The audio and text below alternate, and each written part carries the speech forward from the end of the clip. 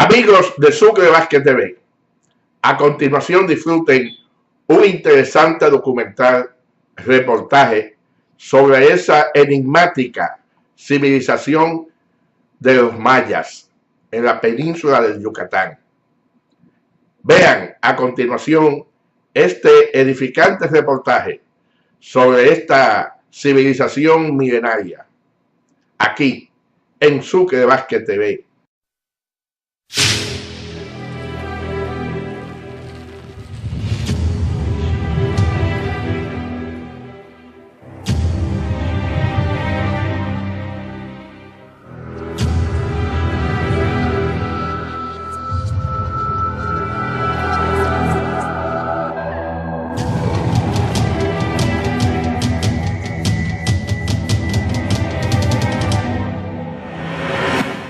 Civilizaciones secretas.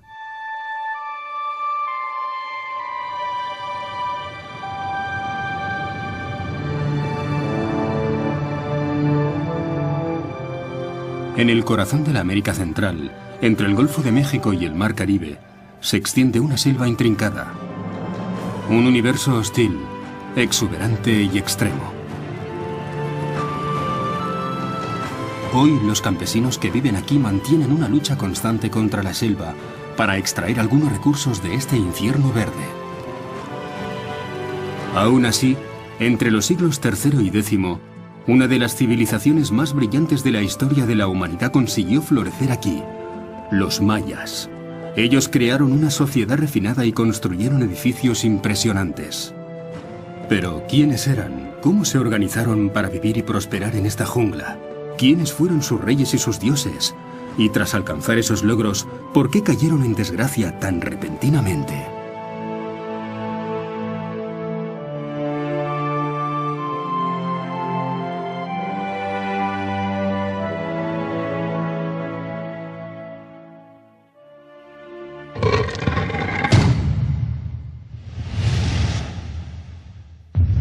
El mundo perdido de los mayas.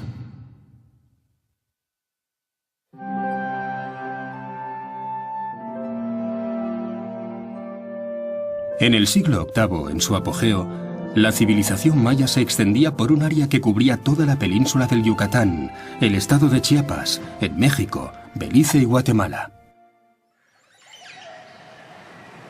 Cuando los españoles llegaron en el siglo XVI, exploraron ampliamente la zona, pero no consiguieron averiguar nada acerca de los mayas. Los indígenas hablaban de ciudades en la selva, el hogar de sus dioses, pero nadie se tomó en serio aquellas historias.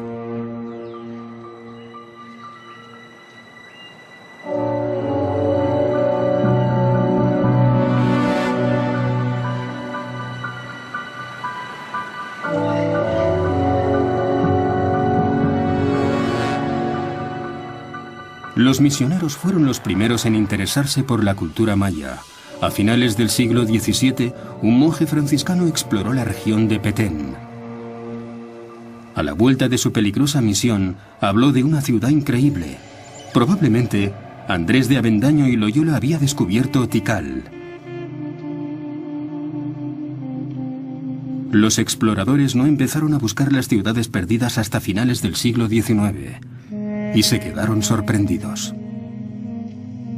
Tras permanecer dormidas durante miles de años, las esculturas, las estelas, los templos y los palacios reaparecieron sobre la faz de la Tierra, revelando secretos de otras épocas. Los científicos pueden ahora unir las piezas de su historia para entender el enigmático ascenso y caída de una de las civilizaciones más originales de todos los tiempos. Osvaldo Gómez es arqueólogo. Trabaja en el sitio de Tikal, una de las dos grandes capitales de las tierras bajas situadas en la región de Petén. ¿Bien? Ah, muy bien. ¿Puedes levantarlo un poco, Chepe, y me lo muestras? Muy bien. Es bonita, ¿verdad? Sí. Debe haber sido grande también. Es grande, sí, más o menos en diámetro. Muy bien. ¿Los otros fragmentos pertenecerán a ella también, Chepe? Bien. La pirámide más alta alcanza los 64 metros, un logro colosal de construcción. Los mayas no tenían herramientas de metal para trabajar los bloques de piedra, y aún así lograron edificar una docena de templos en la ciudad. posiblemente la construcción de Tikal más compleja que conocemos hasta el momento. Y aquí podemos ver, por ejemplo, la última etapa constructiva de la Acrópolis es un muro que estaba en este sector, un muro muy ataludado que venía acá.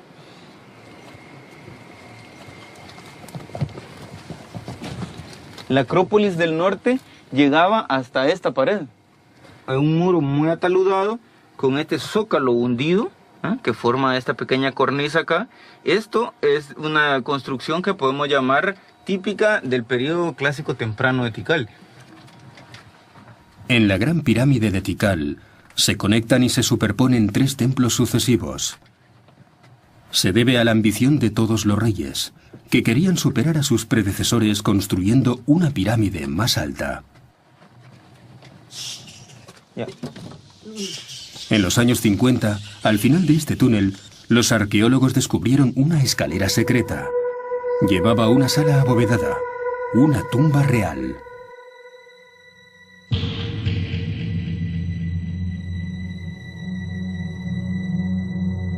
En el interior estaba el esqueleto de un hombre cubierto con joyas de jade, símbolo maya de vida e inmortalidad.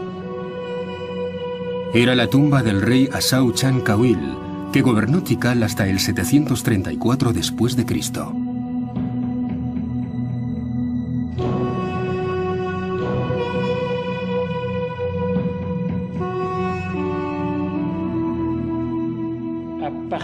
A partir del año 300 de nuestra era, y probablemente un poco antes,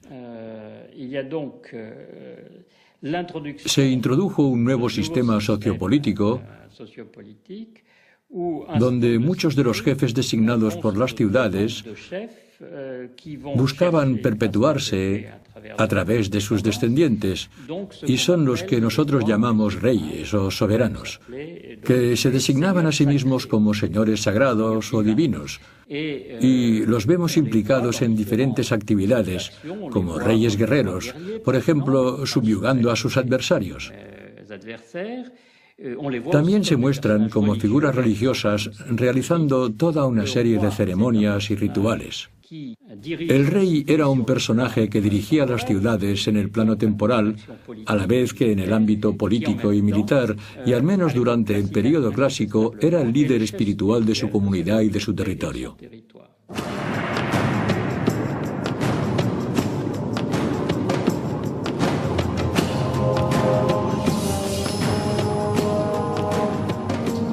En cada ciudad principal, el rey, equiparado a un dios, cargaba con la responsabilidad de mantener el buen funcionamiento del universo. Las estelas, los bajorrelieves en los templos y las tapas de los sarcófagos nos permiten saber más sobre esas figuras que organizaron su propio culto. Buscaron los mejores artistas para dejar plasmada su leyenda.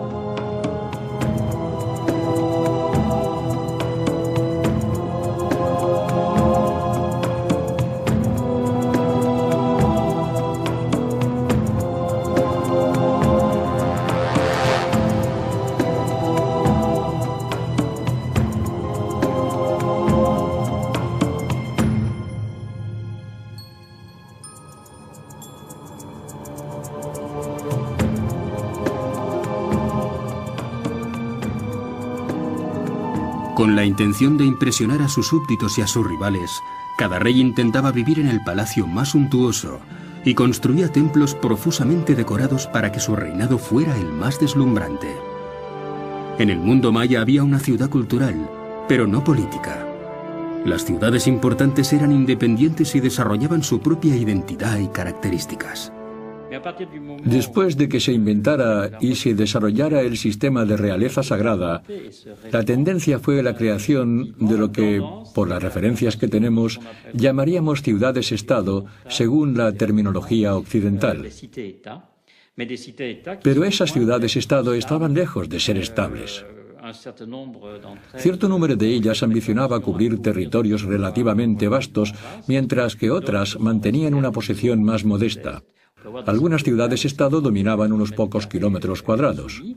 Otras, y este es el caso de las dos más notables, Tikal y Calakmul, albergaban grandes pretensiones en relación al dominio territorial, De hecho, entraron en conflicto entre ellas. El mundo maya clásico incluía hasta 70 ciudades-estado independientes, quizá más, que luchaban entre ellas o mantenían alianzas. Cada ciudad-estado tenía que organizar sus propios asuntos para cubrir sus necesidades. De las ciudades mayas tan solo se han conservado el centro, con las resistencias del rey, la aristocracia, los sacerdotes y los soldados. Según los expertos, el centro de Tikal cubría al menos 9 kilómetros cuadrados y acomodaba a unos 8.000 habitantes. Cubriendo un área mucho mayor, la Gran Tikal se extendía a unos 120 kilómetros cuadrados y albergaba 60.000 habitantes. Osvaldo Gómez se dispone a explorar los suburbios de la ciudad.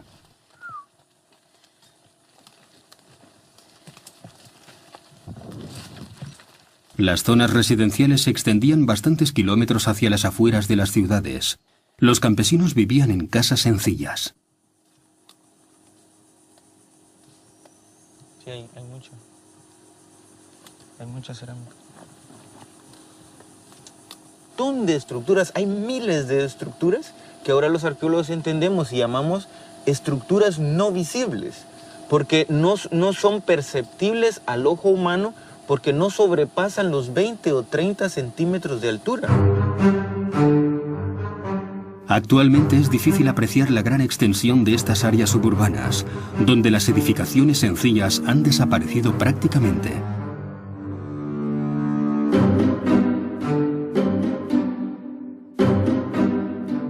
Una recreación nos permite descubrir estos habitáculos rudimentarios, reservados a los campesinos. Sus paredes de barro y techos de ramas proporcionaban a los obreros el mínimo cobijo. La agricultura era de vital importancia, considerando el número de bocas a alimentar.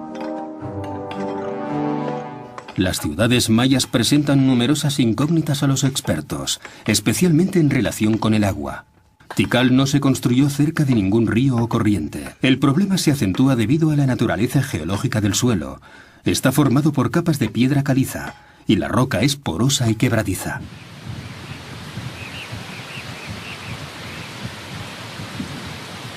Las lluvias son abundantes en esta región tropical durante los meses de la estación húmeda.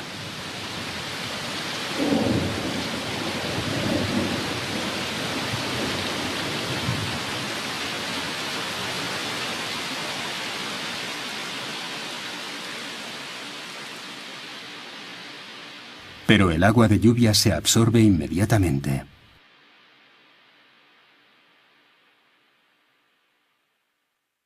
Vernon Scarborough, profesor de la Universidad de Cincinnati, Estados Unidos, es uno de los muchos arqueólogos que estudian la relación entre las civilizaciones y su entorno natural. Una de las incógnitas más importantes está en Tikal.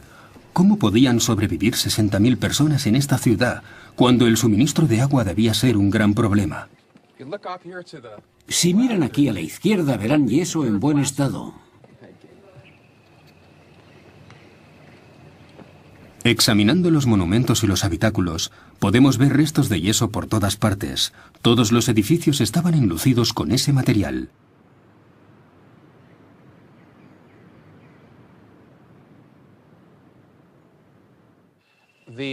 La cantidad de yeso utilizado en Tikal era considerable. Yo creo que todos los edificios que aún se pueden ver fueron cubiertos de yeso y luego pintados. Además, lo empleaban en todas las plazas, patios y tejados, y se empleaba una enorme cantidad de yeso para impermeabilizar las viviendas. Y esa impermeabilización permitía recoger el agua, y a la vez impedía que el agua se filtrase en el subsuelo. Hay que tener en cuenta que estamos en una región en que abunda la piedra calcárea muy porosa y fracturada. Esas capas de yeso han sido eliminadas recientemente. Su grosor, de unos 7 centímetros, debió proporcionar un efectivo revestimiento impermeable. Su uso, además, hacía los edificios resistentes al agua y protegía a los habitantes de fugas de agua y filtraciones. La presencia de pigmentos rojos es notable también. Muchos muros y fachadas estaban pintados de ese color.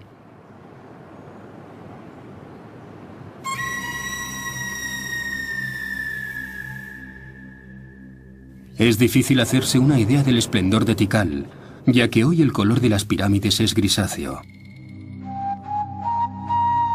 Esta reconstrucción nos permite ver cómo era la ciudad hace 1200 años. Una ciudad roja en su mayor parte, donde la cima de las pirámides parecía flotar en medio de la selva. Es un trazado arquitectónico impresionante, pero que aún así nos plantea el problema del agua.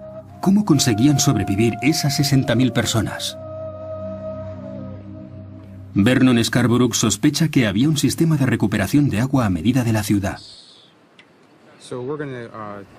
Con este aparato mide la inclinación de la plaza principal. El investigador cree que pudo ser usada como un gigantesco colector de agua. Las mediciones confirman su sospecha. La plaza tiene una ligera inclinación.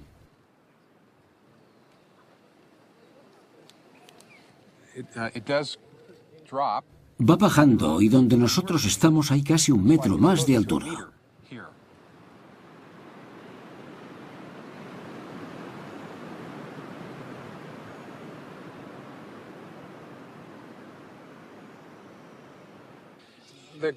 La pendiente es significativa, y eso nos dice que la creación de una plaza como esta, con una pendiente, supuso un gran esfuerzo de concepción y construcción. A primera vista, parece que es una superficie plana, pero no es así.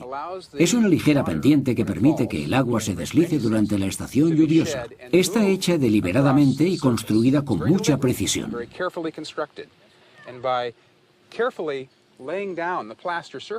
Y manteniendo a punto las superficies enyesadas, el agua puede correr 70 metros. Y como vemos aquí, ese agua puede ser almacenada en un gran depósito. Durante la época de lluvias, los monumentos y plazas actúan como canales que conducen el agua por gravedad hasta los depósitos.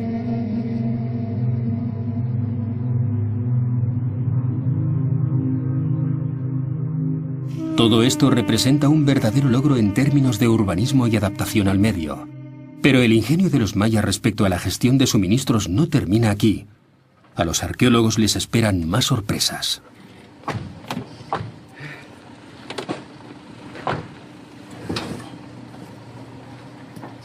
Yoshinori Yasuda es un arqueólogo japonés. Al igual que su colega norteamericano, él también está interesado por la relación de la civilización maya y su medio ambiente natural.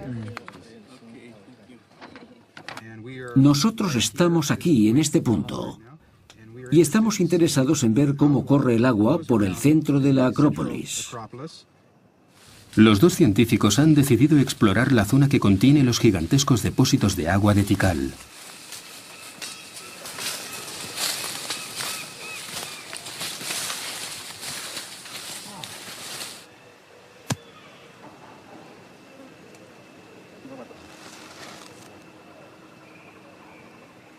Un análisis del suelo de los lugares de almacenamiento proporciona más información sobre cómo se usaban. Profesor Yasuda, mire, seguramente esto es el fondo del depósito. Hay restos de yeso por todas partes.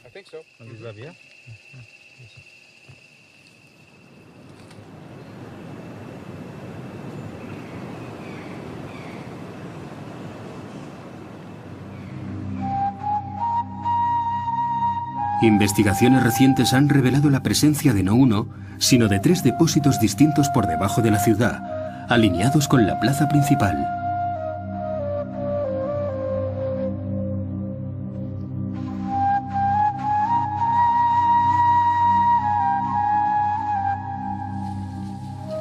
Los dos científicos se preguntan por qué los mayas construyeron tantos y prosiguen su búsqueda un poco más abajo.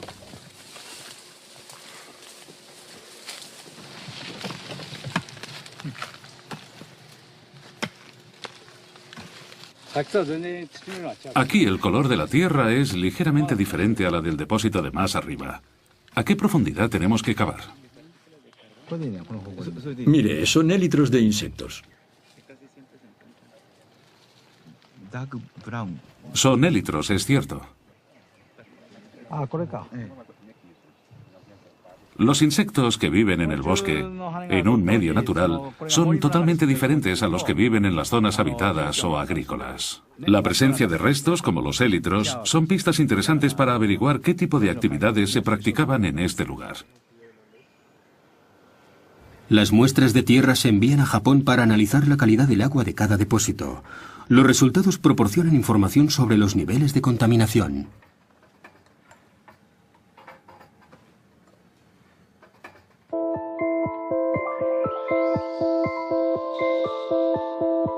Los resultados son claros. El depósito cercano a la ciudad estaba lleno de agua limpia, pero los inferiores contenían aguas residuales. Otro punto interesante es que los élitros de los insectos pertenecen a una especie de gorgojo, un parásito que ataca los cultivos. Las aguas residuales y la presencia de este insecto típico en las zonas agrícolas sugieren que este depósito se usaba para regar las plantaciones.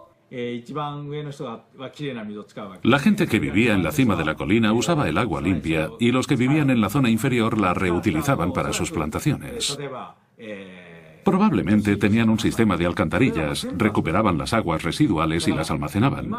Actualmente descartamos el agua que utilizamos, pero los antiguos mayas no lo hacían, reciclaban el agua. Era una manera ingeniosa de conservar los recursos y evitar la polución, y poder abastecer a una población de varios millares de personas. Gracias a un sistema inteligente y un uso eficiente de los recursos, los mayas consiguieron desarrollarse y prosperar en un medio que era inicialmente hostil en lo que al agua respecta.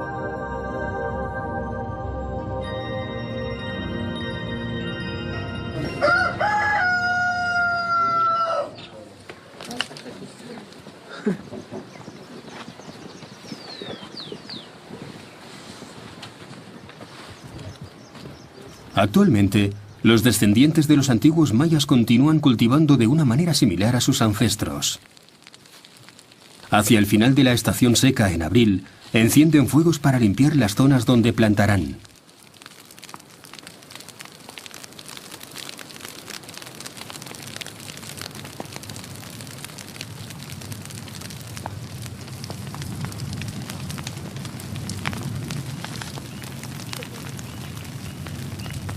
Talar y quemar es una técnica que está perfectamente adaptada al cultivo en un ambiente tropical con recursos limitados.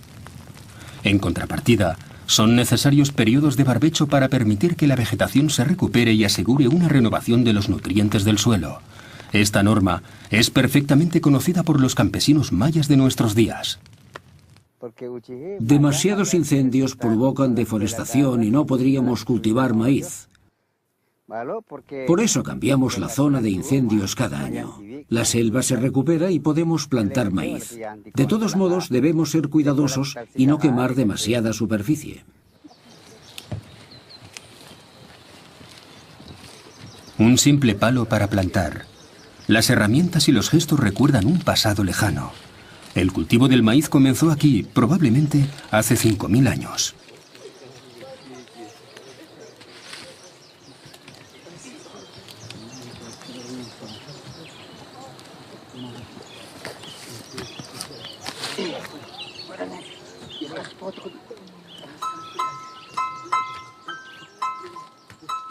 Originalmente, la planta solo producía unas pequeñas panochas, que daban unos cuantos granos. Seleccionando y cruzando los granos más grandes y mejor formados, los pueblos de la zona consiguieron el maíz que conocemos hoy.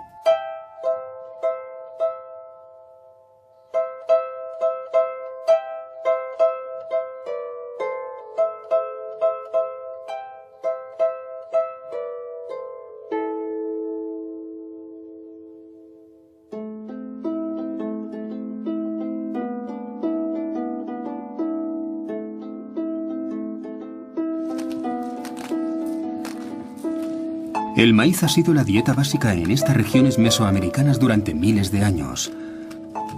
Las mazorcas se pueden consumir enteras porque durante algunas semanas se conservan tiernas.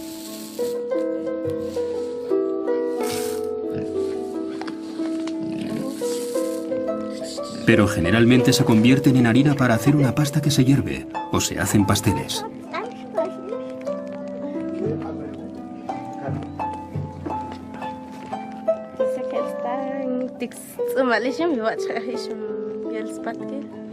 El maíz fue llevado a Europa por primera vez por los conquistadores, que lo llamaron trigo de Indias. Rápidamente se difundió por los 5 continentes y actualmente es el cereal más popular en el mundo. El maíz es sagrado para los mayas. Una leyenda cuenta que la diosa Smukane molió unos granos 9 veces y mezcló la harina con agua para hacer una pasta. Los dioses la usaron entonces para crear al primer hombre.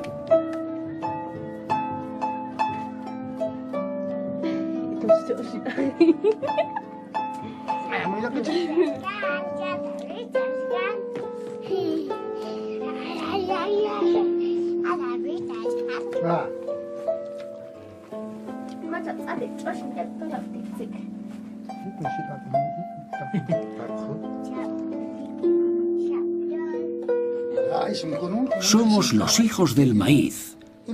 Es nuestro alimento y lo que nos une. Para nosotros es muy importante. Cultivarlo es más que un simple trabajo. Es nuestra vida. Una historia compartida, un deseo compartido de vivir en esta selva. Los mayas de hoy y los de ayer parecen estar conectados. Pero solo unas pocas comunidades subsisten actualmente y la resplandeciente civilización que floreció en el siglo VIII ya no existe.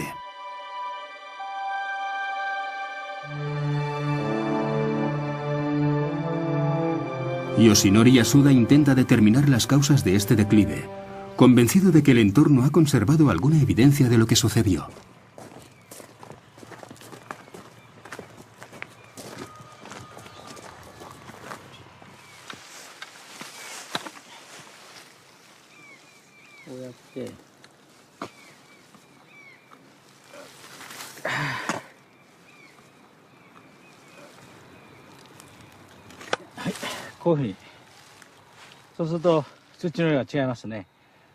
Como se puede ver, la tierra es de diferentes colores en función del periodo.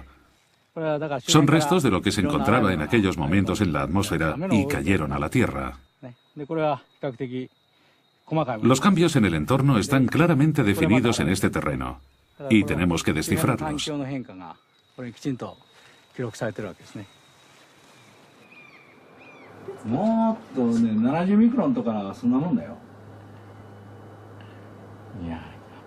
Las sospechas del profesor Yasuda se confirman.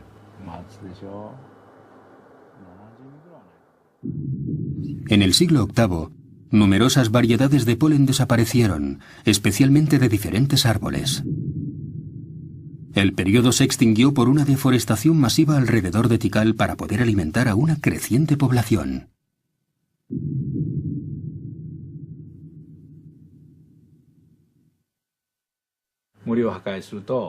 Con la destrucción del bosque, la fertilidad del suelo y la retención de agua se ven reducidas. En esta zona se han registrado abundantes lluvias durante el siglo VIII que erosionaron el suelo fértil. El terreno se deterioró y no había sustrato para nutrir las plantas.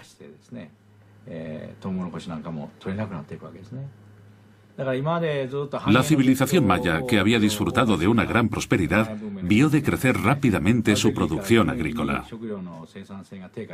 Y al mismo tiempo aumentó la población, y enseguida se produjo una escasez de alimentos.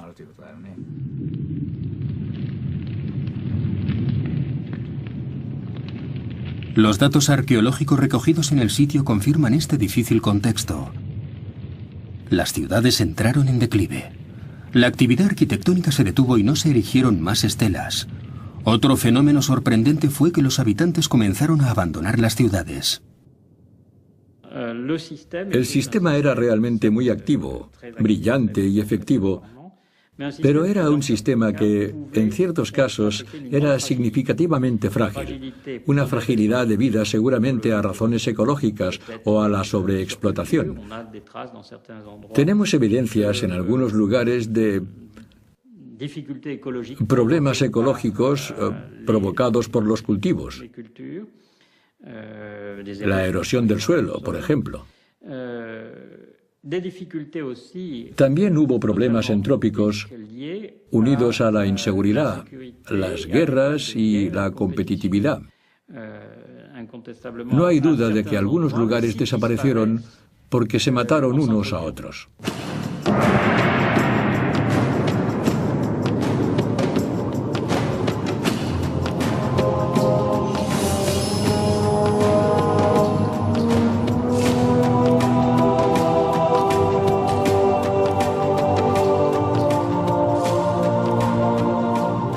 La rivalidad entre estados solo hizo que empeorar la situación.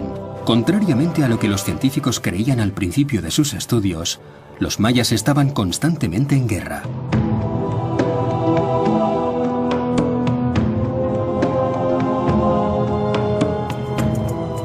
El sitio de Bonampak, descubierto en 1946 en el estado de Chiapas, ofrece pruebas irrefutables de esto. Chan Muan, un rey respetado como jefe guerrero, se enfrentó y subyugó a otros grupos mayas. La disminución de recursos aumentó las tensiones existentes. Los reyes pensaban que la guerra sería la solución por medio de los tributos pagados por los vencidos. Los arqueólogos han encontrado rastros del conflicto entre las dos grandes ciudades, Tikal y Calakmul. En esta casa, que perteneció a una familia noble, se han encontrado jarrones, alfarería y otros objetos preciosos. Es evidente que los ocupantes huyeron y lo abandonaron todo.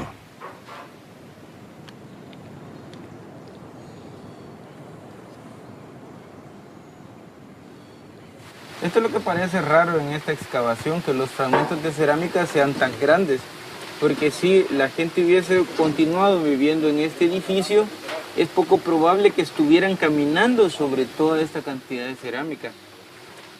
Es lamentable que se haya perdido toda la información que debió haber guardado la enorme ciudad de Tikal. Es un tanto frustrante ver que una ciudad que luego que sobrevivió 1800 años, de repente termine tan abruptamente como posiblemente terminó Tikal. En algunas ciudades, la situación era tan mala que los dirigentes emprendieron la huida, abandonando a la población a su destino. El mundo maya cayó progresivamente en el caos. Los líderes, que eran los responsables de la fertilidad y de mantener el mundo en funcionamiento, fueron las primeras víctimas porque ya no fueron capaces de asegurar la supervivencia de su grupo y, en definitiva, el colapso de la civilización maya fue principalmente el colapso de su élite, de la gente que los dirigía y que eran los responsables de todos los proyectos principales. Entre el 760 y 909 de nuestra era, la mayoría de las ciudades mayas fueron abandonadas. Los templos y los palacios se cubrieron de lianas, y la vegetación ocultó los antiguos caminos. Una buena parte de aquel viejo mundo fue reclamado por la selva.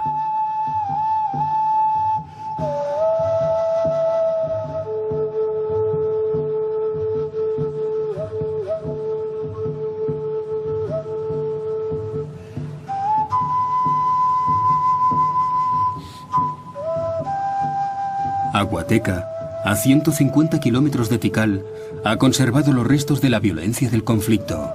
Hay una pirámide en plena construcción que no se terminó.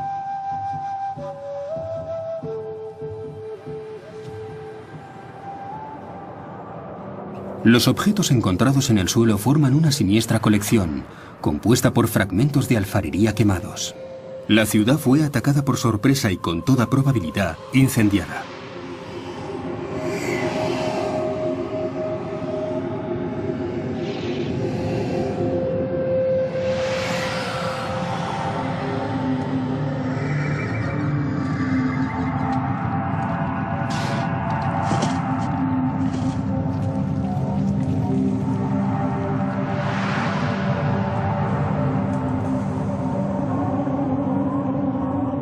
En los siglos IX y X, los mayas de las tierras bajas entraron en un acusado declive. Fue el final del llamado Período Clásico.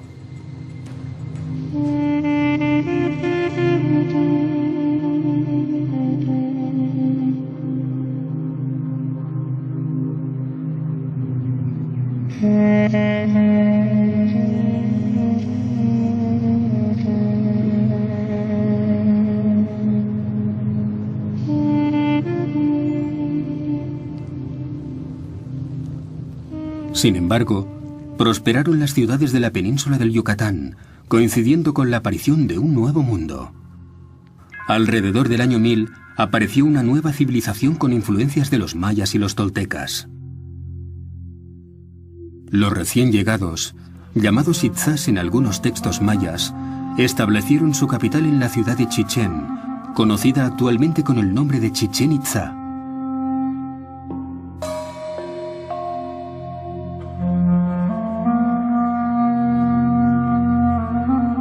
Las construcciones y monumentos de Chichén Itzá dan testimonio de la nueva cultura que se impuso.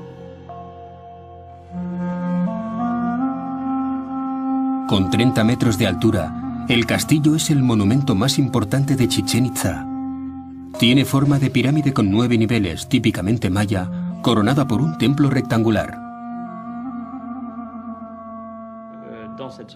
Dentro de la nueva sociedad que ocupó el lugar, se confirma la influencia de un número de grupos guerreros que anteriormente no se habían visto y se crearon nuevas prácticas religiosas en las que se realizaban sacrificios.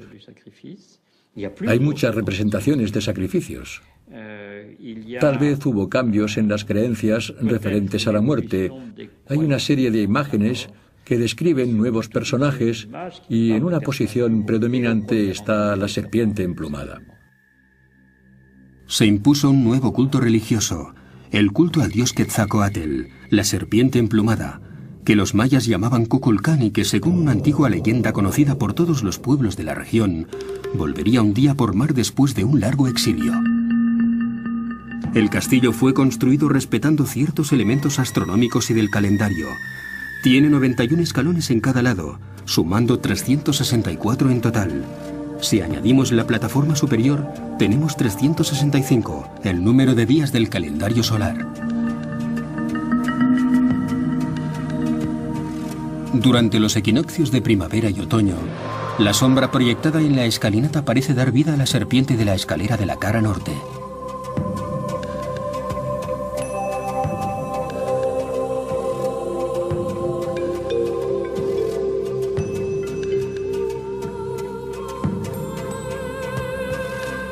La construcción no está alineada con los puntos cardinales.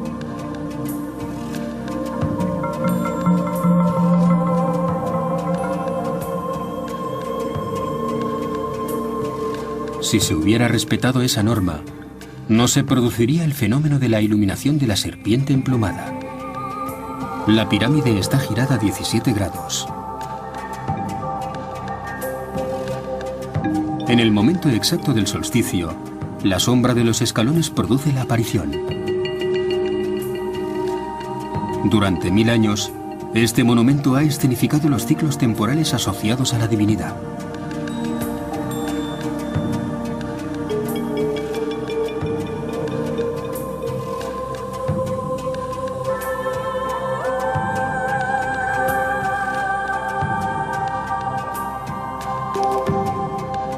La región del Yucatán es bien conocida por la presencia de cenotes, grandes pozos que constituyen una reserva natural de agua potable.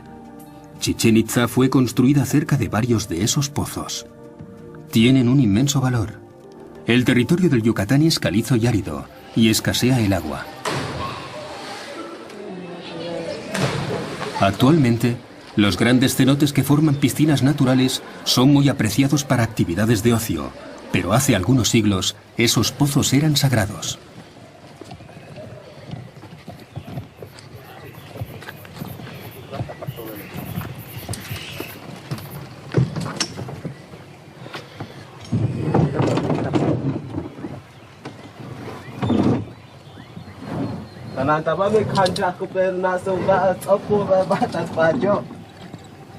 Un grupo de arqueólogos, liderados por Carmen Rojas, se prepara para explorar un cenote situado en las proximidades de Chichén Itzá.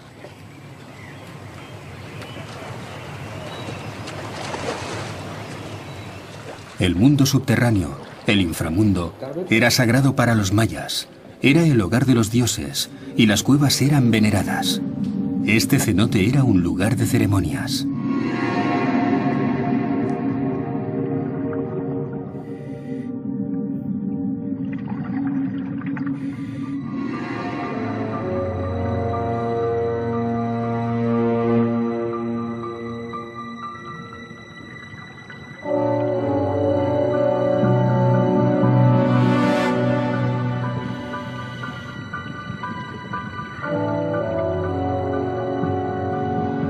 Docenas de esqueletos reposan en el fondo del pozo. El equipo de submarinistas ha descubierto hasta ahora alrededor de un centenar. ¿Qué significa la presencia de esos huesos? Estos dientes, afilados con limas, prueban que el cráneo perteneció a un antiguo maya.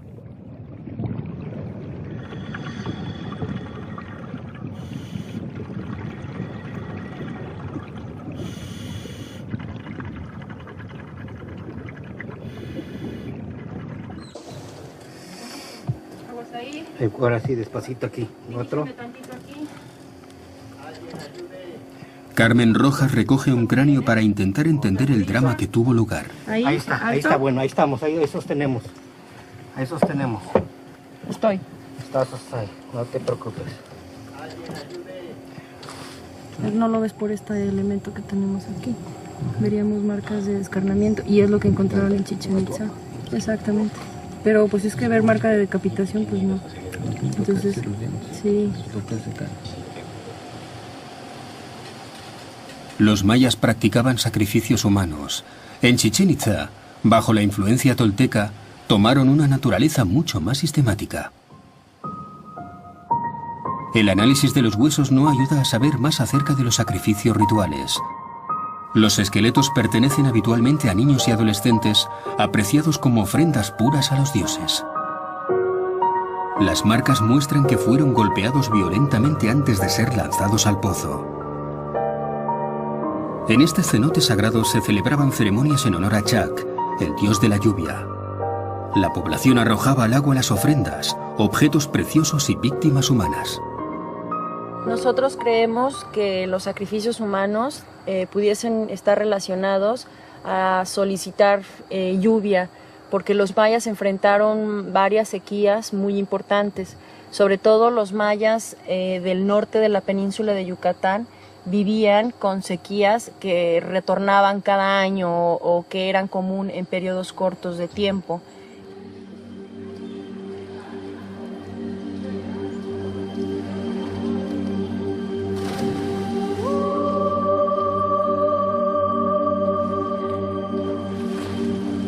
El obispo español Diego de Landa narra cómo los habitantes de Chichén Itzá arrojaban niños al cenote al despuntar el día. Si alguno de ellos sobrevivía hasta mediodía, los sacaban. Se los consideraba mensajeros de los dioses, se convertían en oráculos y la gente esperaba sus predicciones.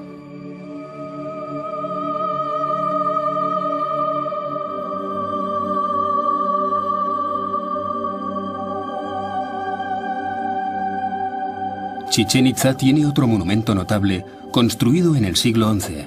Este edificio es un observatorio astronómico. Se usaba para observar el cielo gracias a sus 360 grados de visión.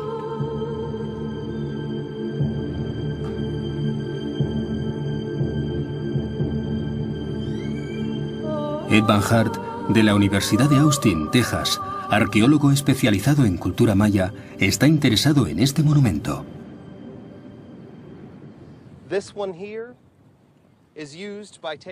Esto se usaba para trazar una línea con los ángulos interiores y exteriores de la ventana. Alineándolos así, el sol entraba de este a oeste en el momento del equinoccio, lo que ocurre exactamente hoy. Si nos movemos 27 grados, estamos enfocados directamente al lugar por donde Venus sale en el punto más septentrional del horizonte.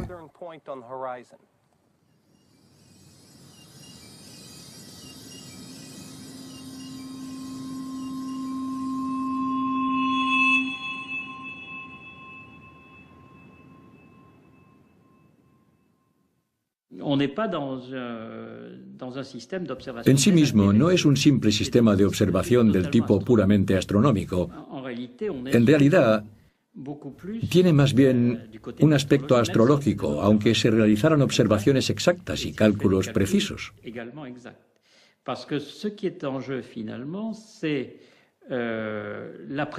Lo que se planteaban era predecir el futuro, observando los sucesos actuales y pasados, con la intención de imaginar lo que pasaría mañana, e integraban todos esos hechos en ciclos, porque para ellos, la visión del tiempo, lo que se planteaban, era igual que para otros pueblos centroamericanos, era totalmente cíclico.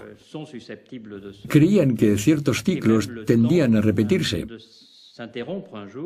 que el tiempo se detendrá algún día, y por eso necesitaban tener una visión clara de todos los sucesos, particularmente por la noche, que les podía hablar de un posible futuro.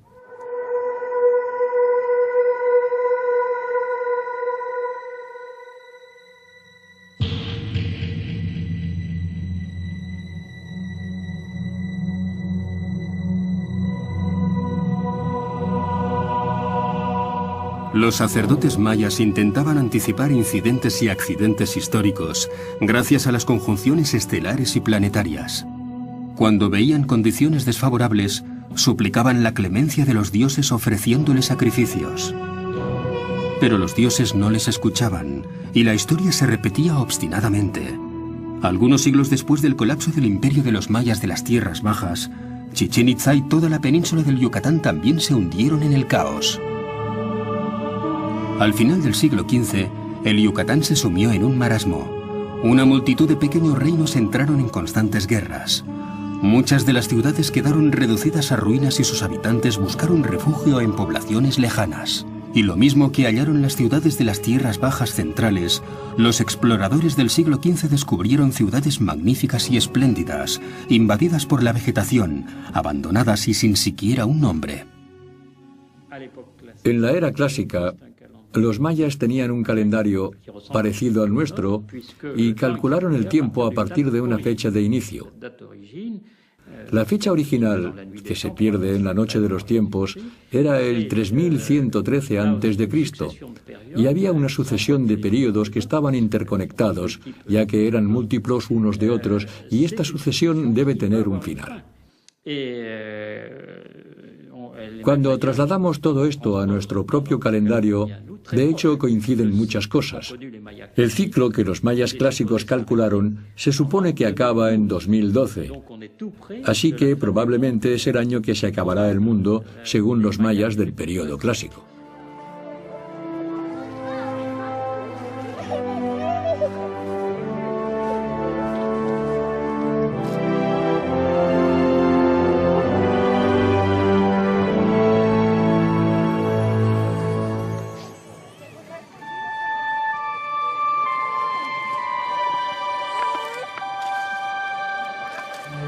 De momento, el mundo maya parece estar resurgiendo del olvido y revive. En México y Guatemala, algunas comunidades están reviviendo sus tradiciones y creencias ancestrales. Con la ayuda de sus antiguos dioses, se esfuerzan a su manera por redescubrir los elementos dispersos de su historia.